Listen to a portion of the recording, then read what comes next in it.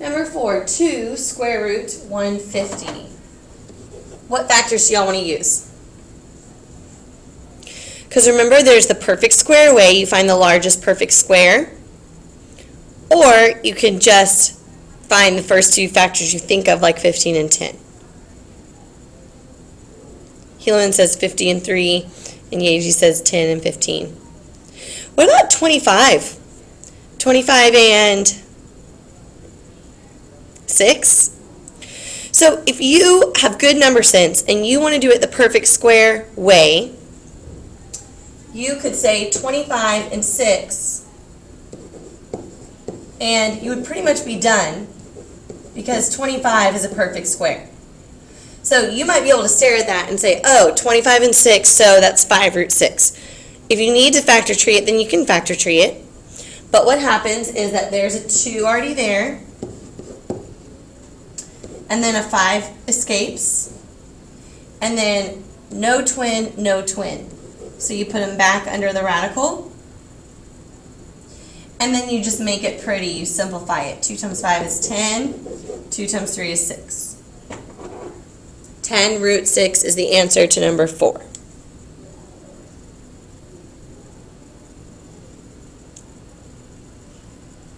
Okay? Yay! Here are the answers to the homework, page 1 of answers. There's lots of answers because it was a bit lengthy. This homework. And got creased.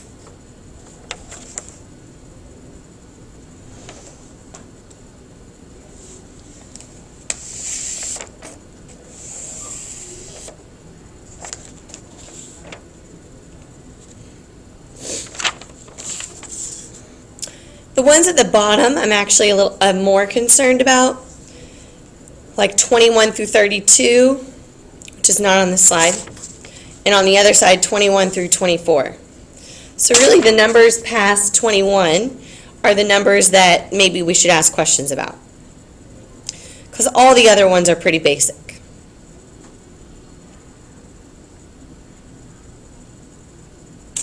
Yes, Carson. That's a Monday.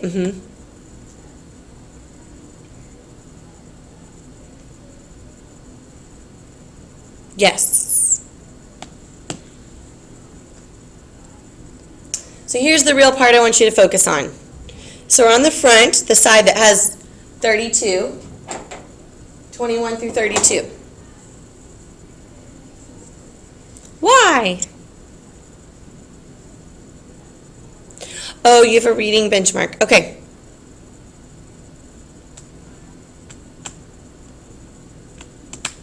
You know what to do. Watch the recorded lesson and do the worksheet at home. All right, so do you have questions on these, 21 through 32?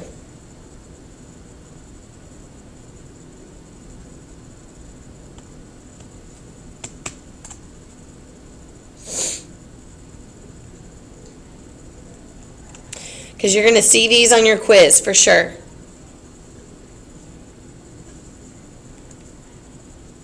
I know, Helaman, I know. We'll see. So guys, I want to stress the fact, because these are going to be on your quiz, that 21 through 26, do you see how all of those answers are whole numbers?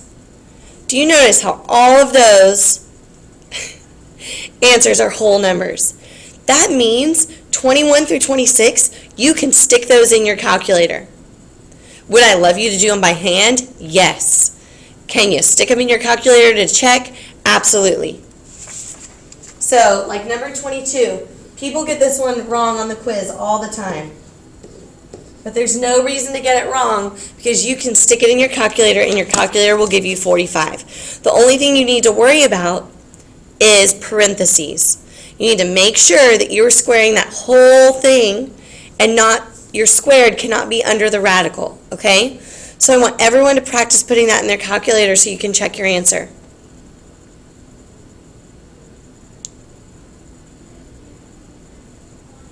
Okay, Mr. Weatherman.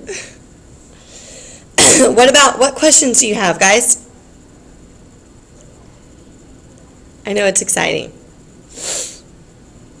I'm going to go to the next page of answers, and you're going to tell me if you have questions.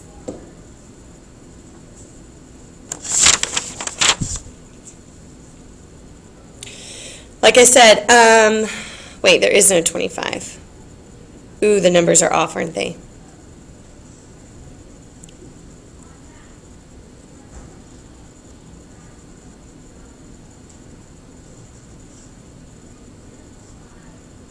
Oh, that's weird.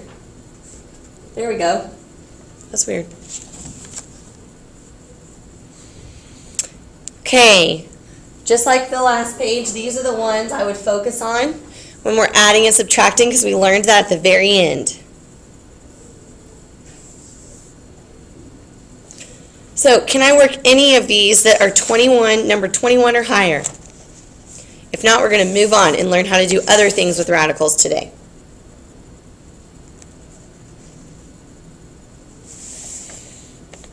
Okay, you have the answers. We're going to move on then, okay? So, on Thursday, we learned how to simplify a radical, and then we learned how to add and subtract radicals. And we learned that you had to have like terms to add and subtract. So let me go back and just make sure that we're all on the same page here.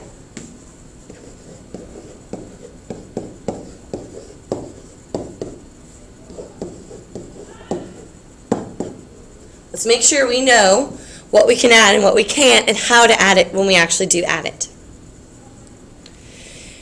When you are adding radicals, you may only combine like terms.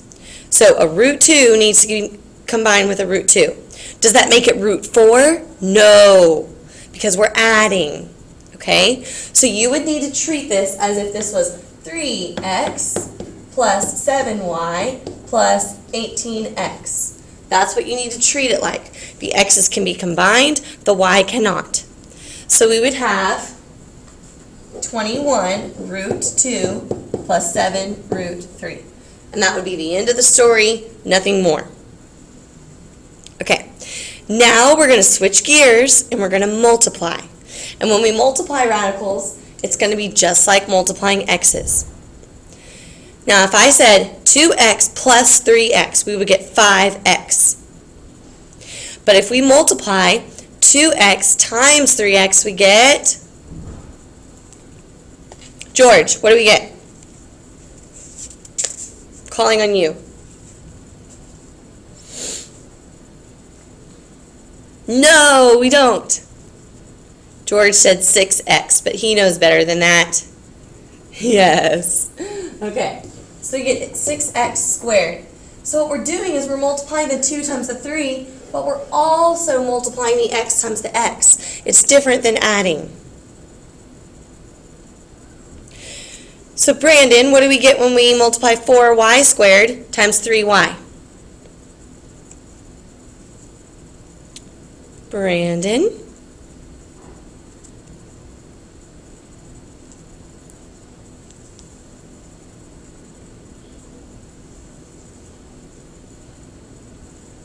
Yes, very good. So you multiply the 4 times the 3 and you get 12. We multiply the y squared times the y and we get y to the third. So we're going to use that same logic with radicals. So when we're multiplying radicals, we are going to keep, we're going to keep the numbers that have escaped the radical together and the numbers that are in the radical together. Bye, Tahani. Make sure you watch the lesson. Oh, Helaman loves his number buttons that he found. Okay, so we are going to multiply the 3 times the 4. 12. You're going to multiply it separate. Think of these as separate entities. Then you're going to multiply the 2 times the 5. Square root 2 times square root 5 is square root 10. Then you check to see if your answer is simplified. Is 12 root 10 as simple as you can get? And you would say, yes, because when you try to factor tree the 10, You just get 5 and 2 again, and there's no pairs. Too much steps. No, I'm just talking on and on about it. I didn't do that many steps. I multiplied 3 times 4, and then I multiplied 2 times 5. All right, what's sitting in front of the root 7? There's a 1 there. So you do 1 times negative 2, and you get negative 2. And then you do 7 times 4, and you get 28. That one is not simplified. So that one is not our final answer. So we would factor tree the 28. We know that it's 4 times 7. We know that 4 is a perfect square. So it's negative 2 times 2, root 7, which is negative 4, root 7. Some of you might be asking me, wait a minute, couldn't we have just simplified the square root before we multiplied? And my answer is absolutely yes. So remember, there's different avenues to take, and you get to the same destination. Different roads, same destination. So could we have done this? Square root 7 times, well, I know the square root of 4 is a perfect square. It's 2. So negative 2 times 2 is negative 4. And then we get negative 4 root 7. Oops.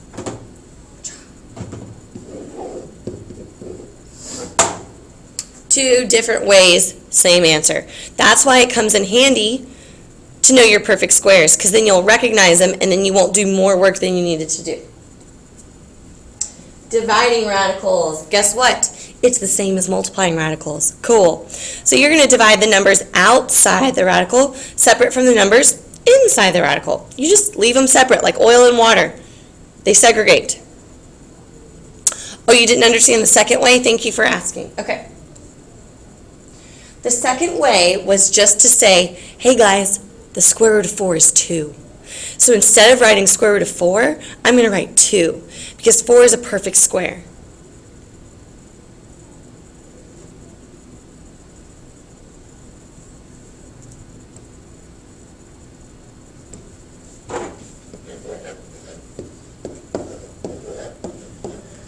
So what it's saying is that square root of 7 times negative 2, instead of root 4 is 2.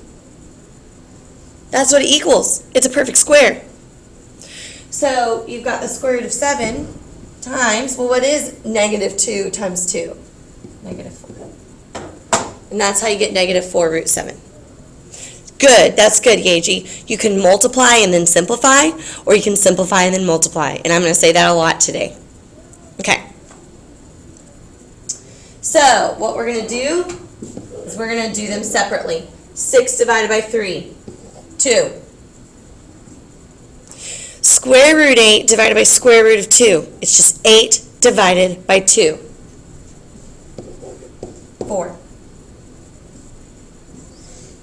And then the square root of 4 is still 2. It hasn't changed. So this is 2 times 2. So actually our final answer is a whole number. It's 4.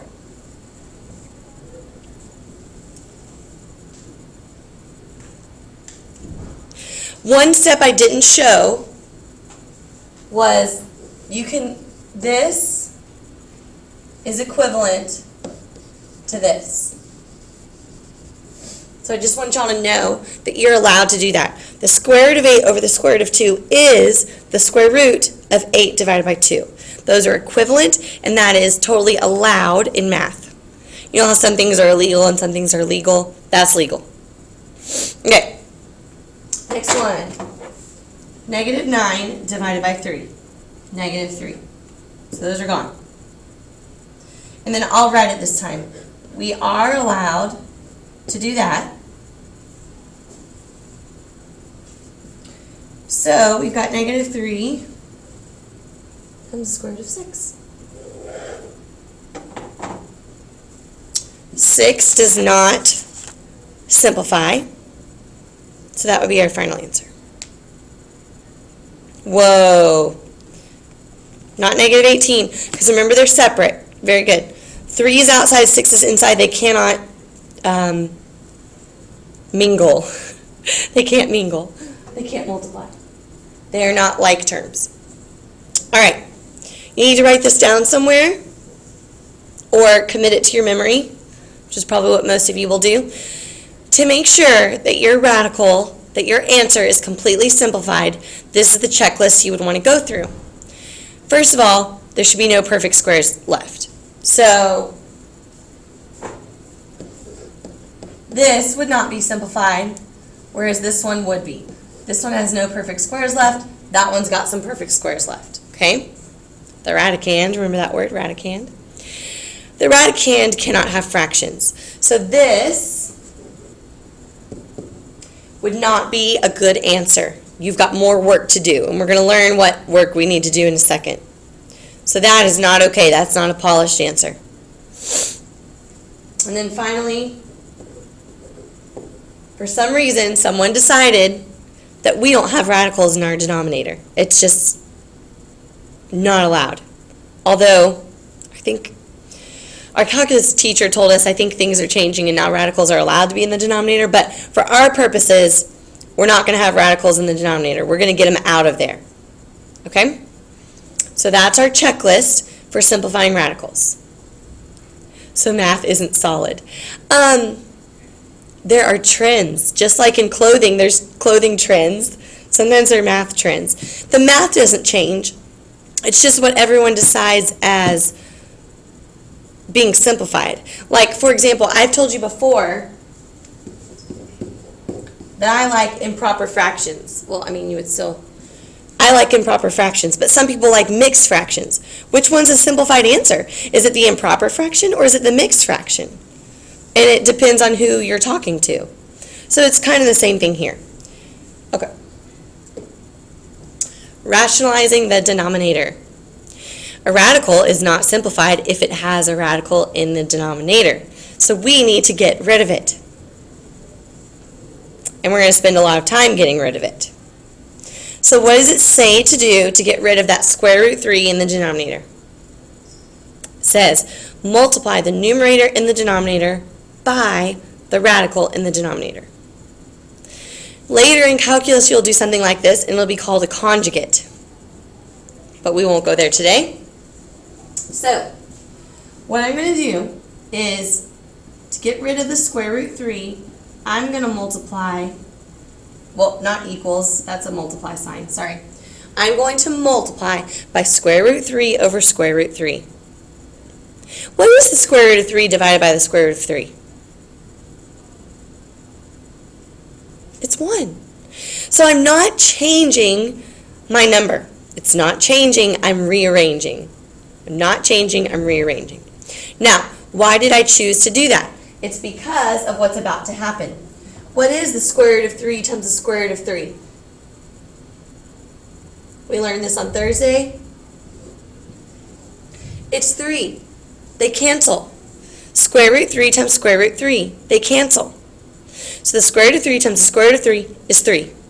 The square root of 100 times the square root of 100 is 100. Square root of 9 times the square root of 9 is 9. Okay? They cancel. And then 1 times the square root of 3 is square root of 3. So in the math world, the simplified version of 1 over square root 3 is square root of 3 over 3. I want you to put this in your calculator and then put this in your calculator. And tell me if you get the same thing both times. Because those should be the same number. Our goal was not to change the number, it was to rearrange it. And Helaman says, no? What? Then you put it in your calculator incorrectly. You didn't close a parenthesis.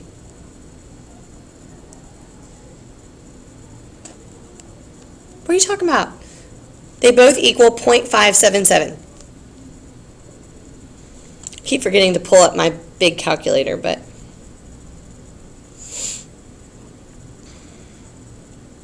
the calculator on the computer takes so long to load that if I don't already have it pulled up, it's kind of a lost cause.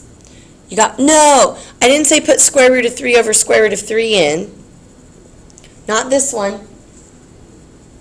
Just the ones I circled in green.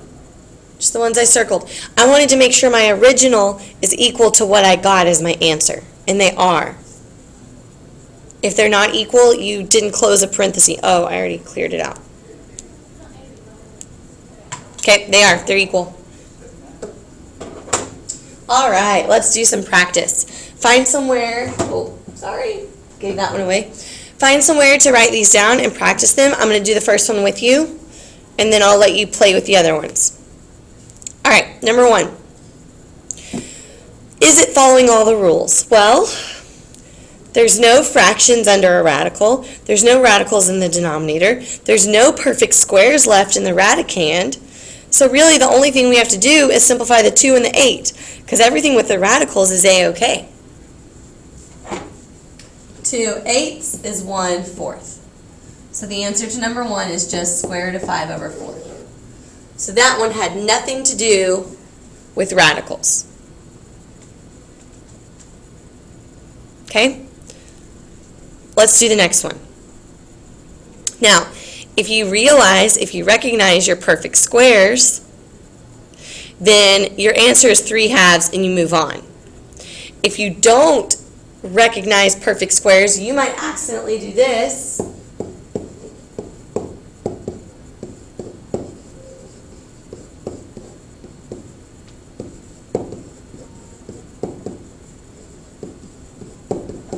And you might accidentally do way more work than you need to.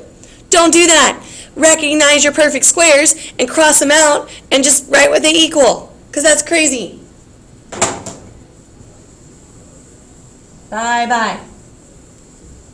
So, the square root of 4 is 2. So this is 3 over 2. The next one works the same way. What is the square root of 9? It's 3. So we've got 3 root 5 over 3.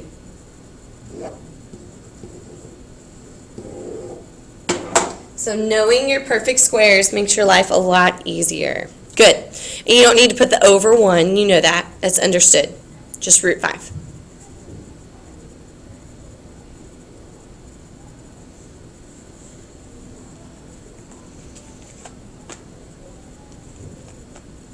Try number 4 on your own.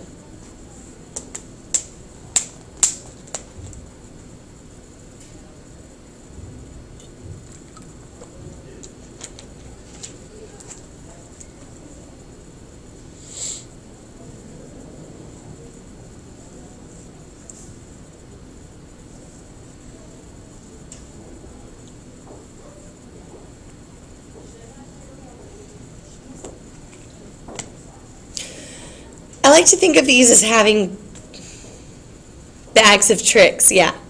So you need to stare at your expression first and think about what the easiest route is going to be. It's like you plan out your route before you actually start walking, right? I don't go running until I know, okay, where am I going to run? When am I going to turn around? How far am I going? I plan it out first, right? So if you notice that there's a radical in the denominator, again, you might be tempted to start rationalizing. But we don't need to rationalize it because 45 is divisible by 5. So instead of doing this would be the not smartest move.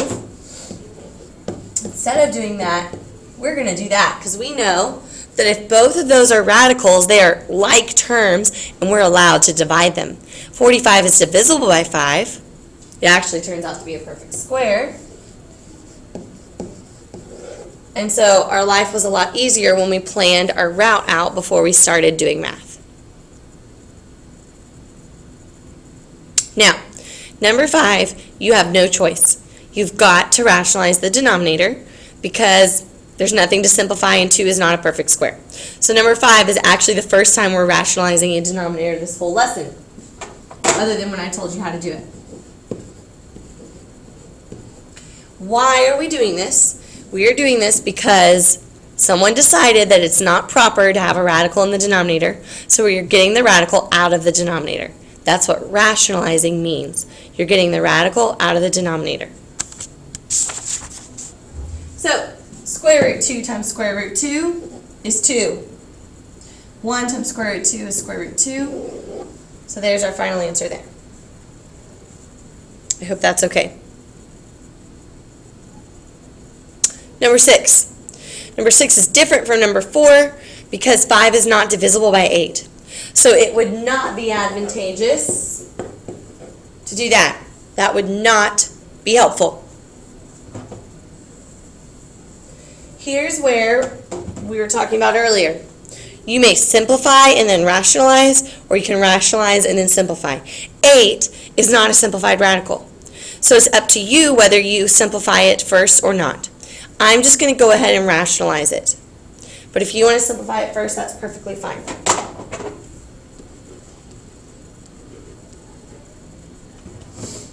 What is the square root of 8 times the square root of 8? 8.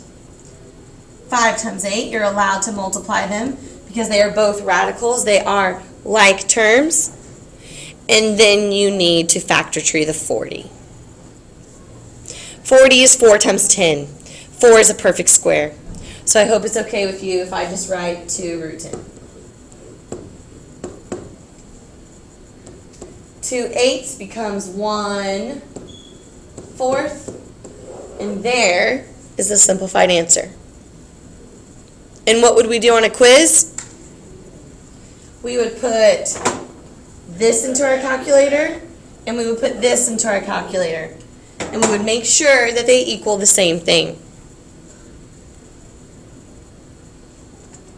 How are we going to do Google Forms with these? I'll have to figure it out, how we're going to input these into Google Forms. Okay, we're still going strong. Lots of practice today. Number 7, 2 is not divisible by 3. So there's no advantage to having that fraction in the radical like that. So we need to separate it.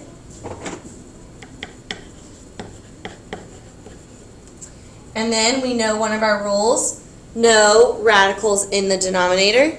So we need to rationalize it. The way you rationalize is you take the radical in the denominator and you multiply the numerator and the denominator by that same radical. So, denominator first, square root 3 times square root 3 is 3. That always happens. The radicals should always cancel because that was what you were aiming to do. Square root of 2 times the square root of 3 is the square root of 6, and believe it or not, this time we're actually done. No more to that one. Number 8. Same rationalize. We just have to start by rationalizing. That's actually the first step no matter what. There's no other way. Now, you might be asking yourself, do I do this or do I multiply it by this? And the answer is you only need to cancel out the radical. You don't care about that 2. That 2 is legal. It's fine. It's the radical that's illegal. So don't do more work than you have to. Don't do this one. We're going to multiply by the square root of 6 over the square root of 6. You don't need to multiply by the 2. So, what do we get? We already have a 2, and then what's square root 6 times square root 6? It's 6.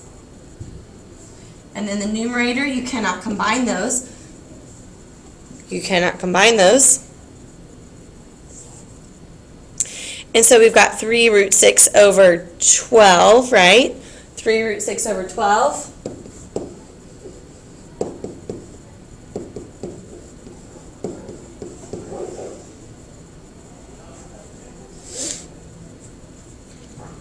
So we doing okay?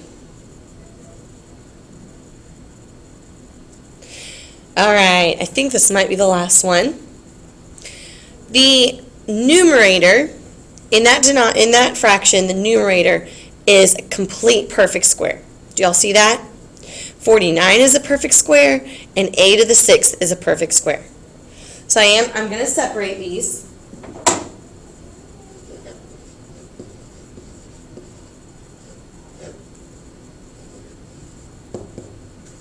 Okay, the square root of 49 is 7. The square root of a to the 6th is a to the 3rd. I did 6 divided by 2.